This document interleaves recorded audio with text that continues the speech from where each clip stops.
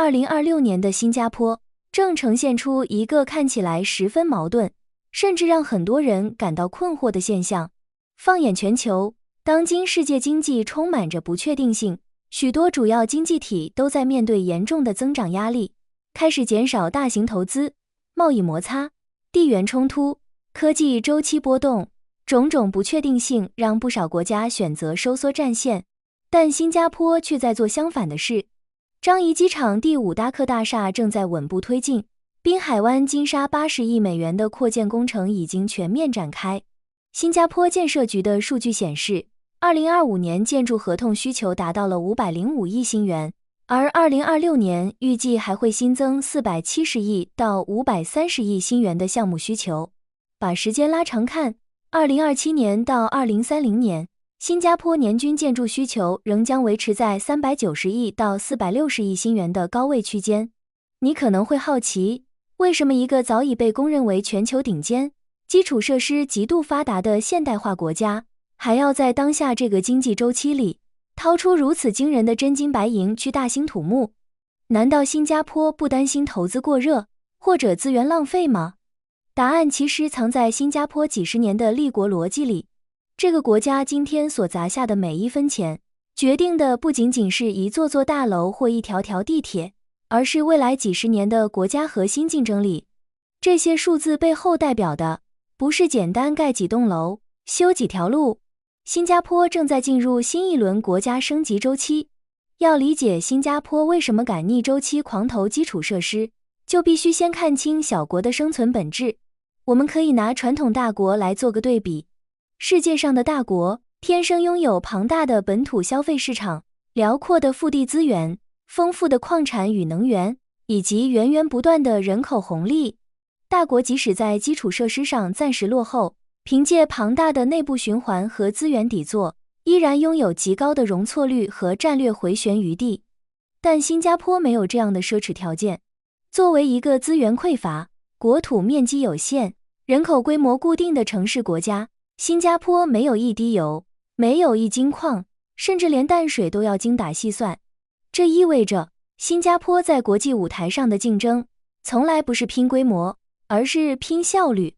机场的通关效率、港口的装卸效率、城市内部的交通效率、金融与信息流动的效率，乃至顶尖人才的汇聚效率，这些效率的叠加，就是新加坡作为一个独立经济体能够立足于世的根本生产力。因此，在新加坡的治理字典里，基础设施建设从来不是一笔昂贵的消费性成本，而是直接决定国家产出上限的生产力工具。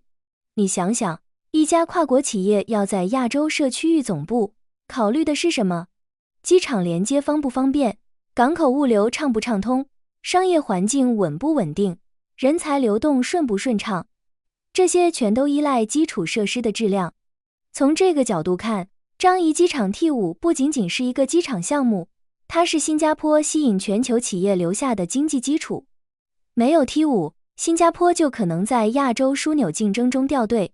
有了 T5， 新加坡才能继续扮演亚洲连接中心的角色。这就是新加坡的底层逻辑。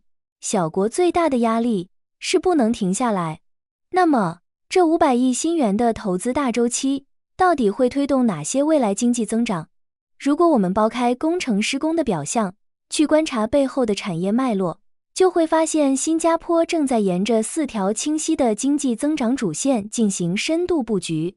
第一条是全球连接经济，代表项目就是樟宜机场 T5。新加坡没有巨大的消费市场，所以必须成为亚洲的连接中心。谁连接世界更快，谁就拥有更多机会。T5 预计在2030年代中期完工，启用后每年可接待多达5000万人次旅客。这背后是航空、旅游、商务、总部经济一整条产业链的持续扩张。新加坡不能只是区域的终点站，它必须是区域的换乘站。第二条是城市消费与服务经济，代表项目是滨海湾金沙扩建。这座投资80亿美元的新发展项目，将新增一座拥有570间客房的豪华酒店，以及一个可容纳 1.5 万人的娱乐表演场地。未来经济不只有制造，还有金融、会展、旅游、高端服务。新加坡每年举办的 Token 2049、金融科技节等国际活动，都需要世界级的场地和服务能力来支撑。基础设施的升级，就是帮新加坡继续吸引全球活动的门票。第3条是人口老龄化时代的新经济，代表项目是登嘉综合与社区医院。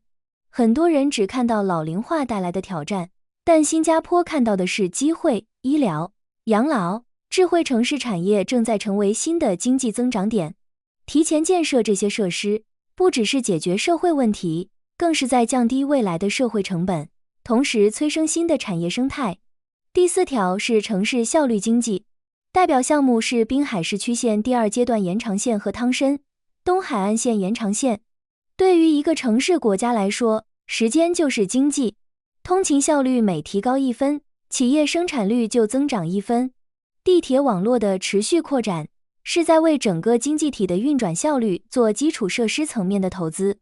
这4条增长线叠加在一起，构成了新加坡未来10年的经济增长骨架。而资本市场的反应，比任何分析都来得直接。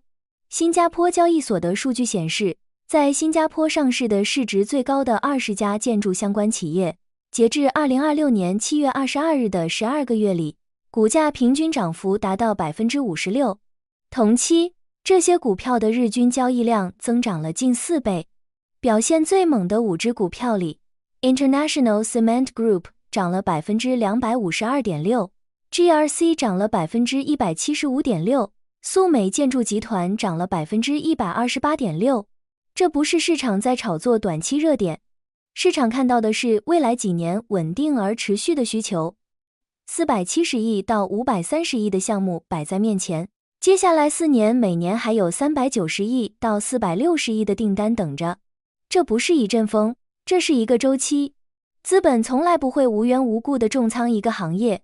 当瑞士投资集团 Voller Group 在3天内把 BBR 控股的持股从 1.35% 拉到 14.69%， 当许兄弟生态工程计划从凯利板转去主板上市，订单总额达到 11.3亿新元，当 BRC 亚洲、泛联集团、保德新加坡的市值都突破了10亿新元级别，这些信号都在说同一件事，资本正在重新定价新加坡的建筑业。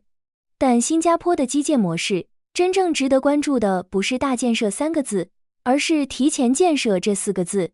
很多国家的逻辑是，问题出现了才开始建设，路堵了才修路，机场不够用了才扩建，医院排不上了才盖楼。但新加坡的逻辑正好相反，预测未来，提前布局。过去半个世纪，新加坡就是这么走过来的。樟宜机场、玉廊工业区、大士港口，这些今天看来理所当然的基础设施，在当年都是超前建设的产物。正是这些提前布局，带来了新加坡的工业化和全球贸易中心地位。现在，新加坡在做同样的事。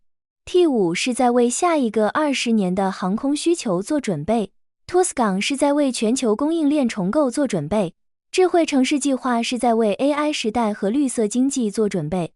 对很多国家来说，基础设施是经济发展之后的结果，但对新加坡来说，基础设施就是经济发展的起点。在一个竞争越来越激烈的世界里，一个小国想保持领先，唯一的方法就是永远比别人早一步准备未来。面对新加坡这种永远提前一步的国家升级战略，你认为其他经济体能够复制这种逆周期的基建模式吗？在 AI 和绿色经济的新时代，你觉得基础设施最大的竞争点又会是什么？欢迎在评论区分享你的看法。